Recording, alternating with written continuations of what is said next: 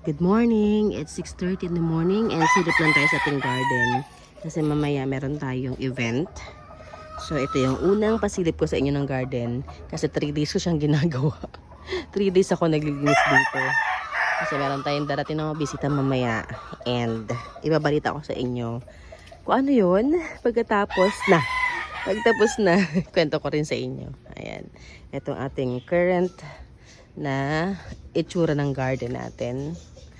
Nakakahinga na tayo ng maluwag kasi maluwag na siya. Like literal na maluwag na siya. Naayos na natin yung mga halaman. Kagabi pala umulan. Yan, libre na naman tayo ng dilig. Thank you Lord sa ating rainwater. Sabi ko pa naman magdidilig ako kahapon. Nakalimutan ko pa nga kasi sobrang pagod na. Ito yung mga kalatayan natin na lagay ko na dyan. Maluwag na siya. Masarap na umikot. Yan, happy morning everyone.